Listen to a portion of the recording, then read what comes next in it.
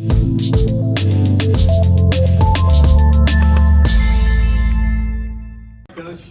back to back, 2 trophies. Go ahead and lead us off. Wow. I am speechless. I'm so proud of these players for what they've been able to do. We had an opening team meeting this year, and we talked about the last year was over. This is a new football team, and if we were gonna win it, we were gonna earn it. That we weren't protecting a damn thing. We were gonna go earn something, and we weren't trying to sit on our heels and try and protect success. We were trying to build it, and I either believe you're growing or you're dying, and we didn't want to just protect it. We didn't want to protect something. We wanted to earn something. And the way these guys bought in together, their attitudes, their work ethic, I wasn't always real popular putting them in pads and pushing them the way I did. But I tell you what, they answered the call, and I couldn't be more proud of this football team. I couldn't be more proud of these guys. We had a lot of injuries. A lot of new people had to step up. But as the season went on, I keep saying the teams that are going to win something are the teams that are playing their best at the end of the year. Our goal was not to win the championship. That was not our opening meeting goal. Our opening goal was, I don't know how good we can be, but let's make sure we're as good as we can be. And let's just keep getting better every week. And the goal of this football team was 1-0. And I was asked from the media yesterday, I mean, what in the world, how have you done it? How have you gone 20-3? And this was our team meeting before the game today. I said, we didn't try and go 23. We tried to win one game at a time. And every time we've taken the field, we just try and win one game. And that's how we were going to win this game, one play at a time. There were going to be highs, there were going to be lows, but I'm just really proud of the way that these guys came together, the way they competed, and the things that they were able to get done. A compliment to Pittsburgh, to Coach Horton, the job they've done to be in this game. So many coaches. I want to thank Fox. I want to thank Eric Shanks. I want to thank Daryl Johnson just for giving us the opportunity to be part of a spring football league. Without them, we're not here celebrating this. And so I'm certainly appreciative and very grateful to the people that gave us the opportunity to be here today, to watch these players grow, to watch them come together, and to watch them go out there and excel on the field. And it's a blessed day. Coach, is that an NFL quarterback next to you? Yes, sir. I mean, I was going to say, I think the guy he's as good as I've been around, and I've been around a lot of NFL quarterbacks. His talents, his abilities, but I think just his growth mentally. He knows where everybody on the field is. I made this comment earlier. I count on him. I haven't crowned him that title, and I don't want to say this in front of him because it'll be too hard to live with, but he's been like, he's like my offensive coordinator. I mean, we work together, we talk through things, he did change one of my plays today that really upset me, but I think he's really talented, and yes, I do believe that he is capable of being an NFL quarterback without a doubt. Hey, Coach, you are actually 21-3, so I just want to make sure you... I was 20-3 when I was asked the question. Joe, let's go ahead and go to Joe. Let's go ahead and go to Joe Rudder, please. Joe Rudder from Pittsburgh. Yeah, I wanted to ask Deon, it's been a minute since you were here in Pittsburgh. Do you think a game like this will open some eyes, maybe get you back in the NFL? And what's the journey been like for you the last few years? Really just trying to, just keep going, keeping my best foot forward. I was blessed with the opportunity to have the chance to come back to the USFL and showcase my talent. So, I was just blessed, just talking with Coach Skip and Zach Potter, just to, figure out the right plan for me to how to help this football team win. And they plugged me in the right way, embraced me, and just let me, shine the best way I could. And I'm just grateful, to have the opportunity to have these guys behind me to help me lead the way and have confidence in me to go out there and play every Saturday and Sunday the best way I can. Coach, besides talking about your offense, you were facing against the #1 defense in the league, and you've only given up 202 yards. Just talk about the job your defensive coordinator, John Thomas, did tonight and throughout the whole season. Yeah, I thought our defense, I wasn't very happy with the way they allowed Pittsburgh to control the ball early. really, which is why I went for it on a 4th down early, because I was afraid it was going to be 9 minutes before I got the ball back. I don't know what we averaged per play tonight, but I think it was pretty good, because we certainly didn't have many plays and we didn't have many opportunities with the football. What our defense did do was they bent, but they didn't break. We didn't give up a touchdown, and it's been kind of a mindset we've had all year, that we got to get better in the red zone. We got to improve in the red zone. We blitzed and went man one time, and the quarterback scrambled for 20. It was like, get back in zone, you know what I mean? Just get back in zone, keep the ball in front of us, and don't give up the big play. Because when we got beat early, we gave up a lot of big plays, and that was the thing that I think our defense did a phenomenal job tonight. The ultimate goal was points, and they held them to 12 points. But as an offensive coach, I was frustrated because I just wanted to stink the ball back so we could call more offensive plays. Because I figured if we could get enough opportunities, we could score points. But we just didn't get many opportunities tonight. And like I said, it's a testament to our defense, the job they did. They kept the ball in front of them. They made them earn it. And I'm really proud of John Chavis. This is, you can't sit here without and hoist that trophy without having a really solid defense. But I guess we now answered the question, does defense win championships or does offense win games? And so when it comes down to one game, offense wins games, but I was proud of our defense, really proud. Those guys have done a great job. The D-line, the way they just keep pounding every day and getting better, and that's been our battle cry. It's just, we got to keep getting better. We got to keep improving, and these guys have done that. We're really proud of our defense and what they were able to do. I said in my pregame interview, the difference in this game isn't going to be our offense versus our defense. The difference in this game is going to be their offense versus our defense. And our defense won that battle, and that's why we're standing here hoisting the trophy. Thank you. Coach, incredible balance again tonight by your offense, 25 passes, 23 rushes. Last year in the championship game, it was 28 passes, 25 rushes. So is that something you preach going into big games or any game? And talk about how important that balance was against a defense like the Maulers. Yeah, I think balance is key. I know not everybody agrees with me.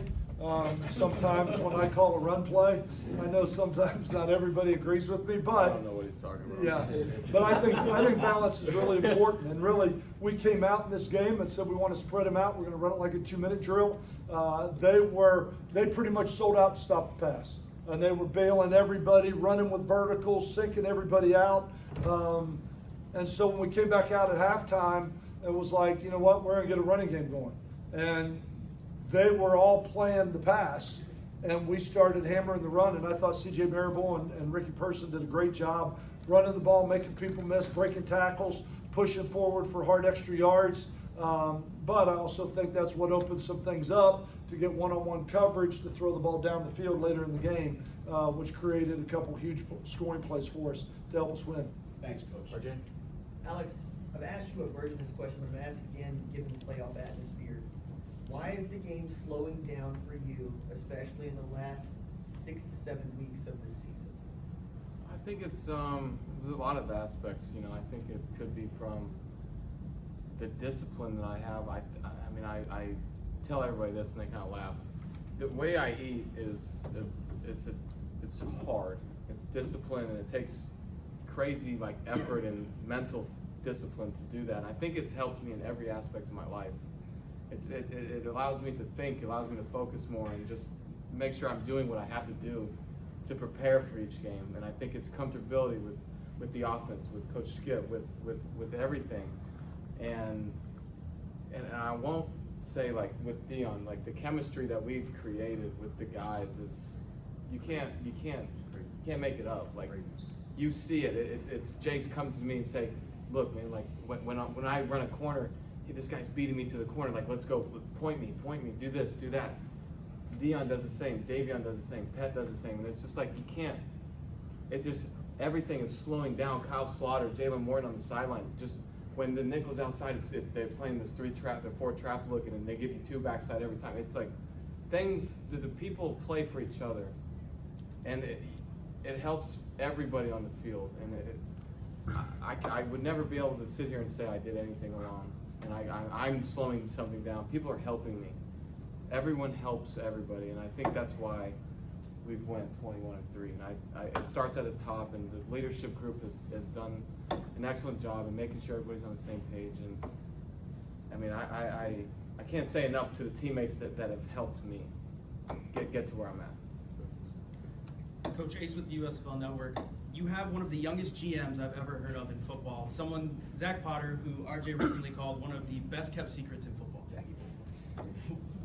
With a season with this many injuries and going and getting back-to-back championships, how much do you attribute that to putting this team together with a young, smart football mind like Zach? Yeah, I think, well, hey, let me start with this. I loved your article, RJ. I'm really upset you wrote it because now everybody's finding out about that guy. I kind of liked him where he was, just right where we are. You know what? I had an opportunity to hire, a year ago it was a personnel director, and I had an opportunity to hire a personnel director. Everybody got one. And I talked to Brian Woods, and Brian said, you know, I said, Brian, everybody's hiring pro scouts, retired pro scouts that have evaluated personnel.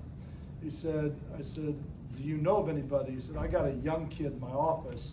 I said, well, tell him to call me and I'll talk to him. And I talked to him, and I just was really impressed with him. I mean, I was really impressed with him. I hired him. I said, you know, what the heck? I've never coached in a professional football game, and he's never been a GM. You know what? It's not like I'm some guru experienced guy to say that you don't deserve this job. I think everybody that has made it has gotten an opportunity, and I think the world of them. Zach and I work. I bet he and I talk 35 times a day. The guy's, I think he's a hard worker. He's diligent. He's very knowledgeable. He works so hard at it. I mean, he's the only guy that I can call at 5 o'clock in the morning when I wake up because he'll answer, you know what I mean? And he'll work early morning till late night, and he's really good at what he does, and he's very knowledgeable about personnel. And I think I'd love to keep him, but I also know that he and I are at different ends of our career. You know what I mean? He's on that roller coaster going up. I've about hit the bottom, you know what I mean? So I love them. I'd love to keep them, but I'm certainly, just like I've told Alex, Deon, I hope they all get that opportunity. I hope they all get that opportunity. They deserve it. They've earned it. I hope they all get it. I don't want to see any of them go. I'd love to have them all back. But that's all part of this league. That's why we do it. And that's why I say a football team has a life expectancy of 1 year, especially in this league, because a lot of these guys are going to get the opportunities to go move on. And I'm going to cheer like crazy for them. You know what? I'm going to cheer like crazy for them and hope they make it big. Alex, I'm Peter Holland, Cain Repository, and FIU grad, by the way. Yes, sir. Just from week 1 to tonight, what would you say was like the most challenging part about the whole experience for you and for the rest of the team? Well, I think the most challenging part was probably just week in, week out, focusing on the goal ahead of us. You know, we could have easily said at many times, well, we won last year, we won last game, or we're doing this, we're doing that, or the defense didn't play good, or the offense didn't play good. I think I keep going back to it, it's the camaraderie that we have it just pushes any doubt, any challenge or anything we have. So, I mean, we approach every week as a new challenge, and whatever challenge we had last week was not a factor in this week's game. So it was just a want-to-know mindset, and we never thought about challenges, like we never thought about the future, we never thought about the past. It was, how do we win this game? How do we score one more point than this team? And we did that, 11 times? 10 times? 10. 10 out of 12? 10 out of Hey, 12. man. 10 out of 12. I think that's where, I mentioned it earlier, he mentioned it, Deon will talk about it. The bottom line is the players bought into it. That's why it worked. A lot of people say want to know, but these players bought into it. And that's why it worked. And really, when you come up for air, you're like, wow, 10-2. Pretty special and having the opportunity to voice that. Coach, as we came down in the waning moments of the game, your family was there on the sideline, including your father, legendary coach Lou Holtz. Can you talk about that bond that football has between you and your father and how great that is? Yeah, I mean, he raised me for 18 years at home. He's the same guy that disciplined me when I was little. probably where some of my one-liners come from. Probably where some of those come from. But I coached with him for 10 years. And what a unique bond, really, the 18 years of growing up. It's amazing how I get older, how much smarter my dad becomes. You know what I mean? It's amazing. But he's brilliant. He's brilliant. It was great to have him here. I'm just very, very glad he was able to be here. My daughter flew in from Seattle. My son flew in from Houston. My son flew in from Orlando. So to have all three of my children, my wife, my dad, and this happens to be the 3-year anniversary of my mother's passing today. And so it's been an emotional day for me, for sure. But how awesome was it to have everybody together? On my way in here, I saw a tweet from Birmingham Mayor Randall Woodfin who said, shout out to back-to-back champs and celebration stadiums. Join us for a parade from Protective Stadium to City Hall this Sunday. I was just wondering if you all can comment on the league. You've only been in the city for 2 years, but just the relationship between this organization, Stadiums organization, and the city and people of Birmingham. Parade? Yeah.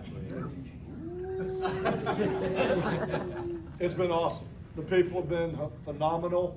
The number of people wearing Stallion shirts, Stallion hats, the number of texts I got, not just from people in Birmingham, but people all over the country that are following and supporting this team is a real testament to the USFL and Fox and the way that they're doing this whole thing. Mayor Woodfin's been unbelievable. Everybody in the city has been great. The home crowd last weekend was absolutely phenomenal. Last year, we didn't have the opportunity to close the season out. And so I know one of the things Mayor Woodfin wanted to do was some form of celebration with the city while the players are still here. And we'll land tomorrow and have an opportunity to go do that. But I think Birmingham has been, what an unbelievable match, as big as football is in the South, as big as it is in the state of Alabama.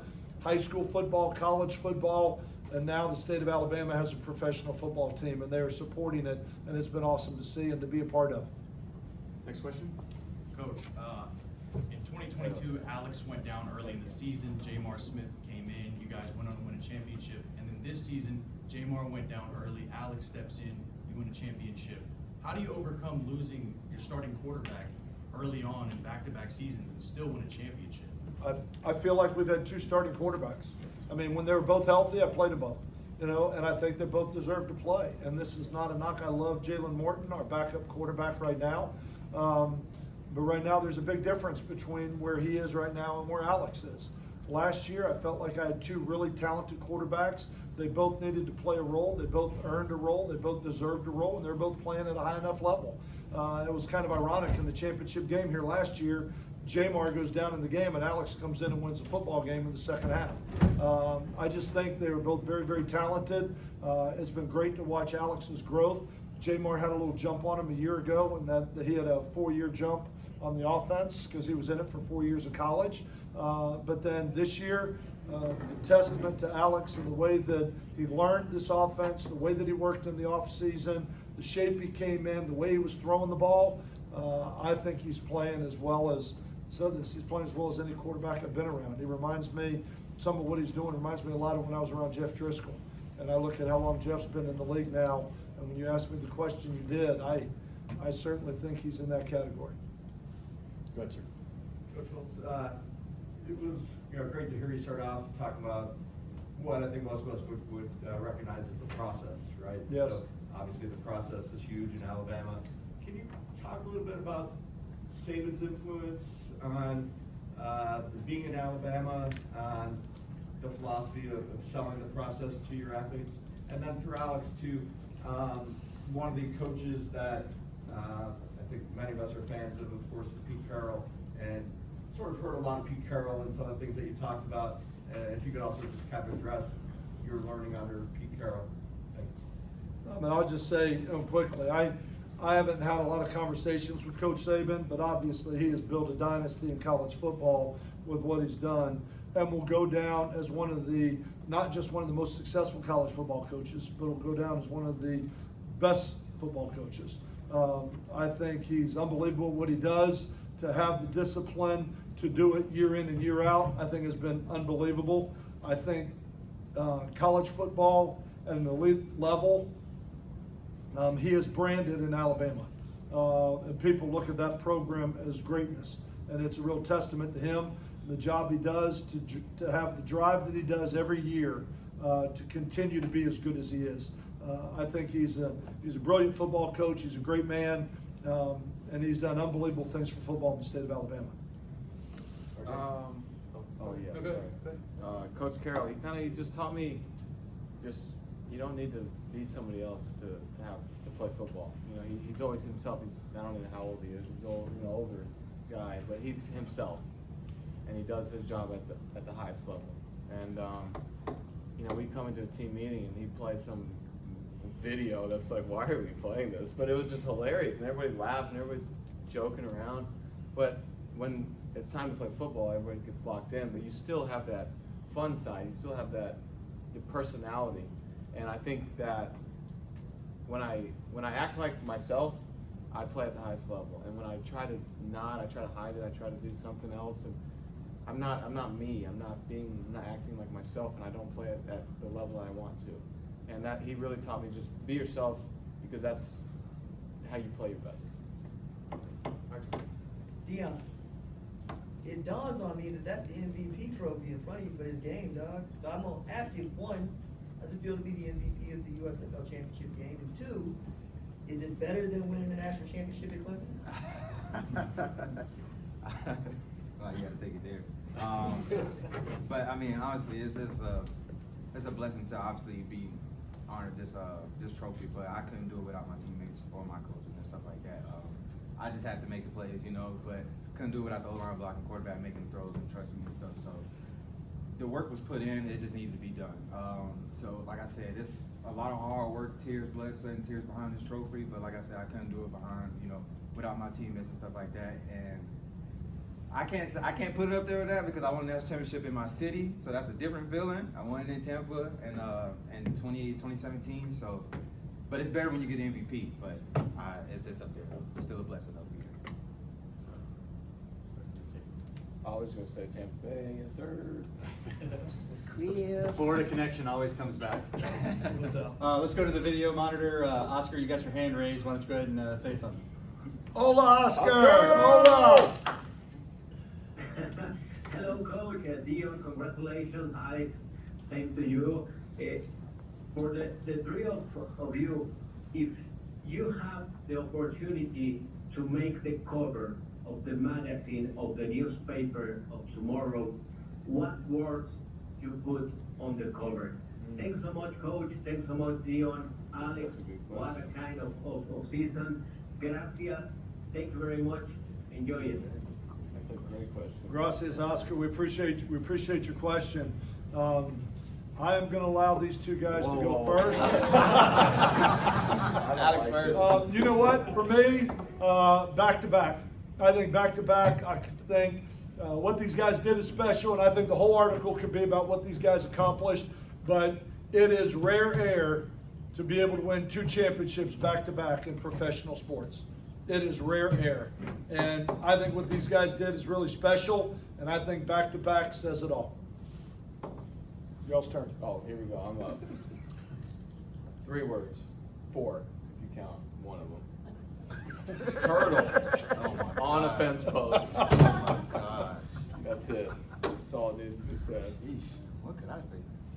You can say Shout out to Coach Jones. Got it. Got it. That's an insider. Got it. That's an insider. Well, gentlemen, I think that about wraps it up, and I'll just sit there and say that it's an honor to have the 2023 USFL champion Birmingham Stallions, along with the league MVP Alex McGough, the championship game MVP Deon Cain, and the coach of the year Skip Holtz.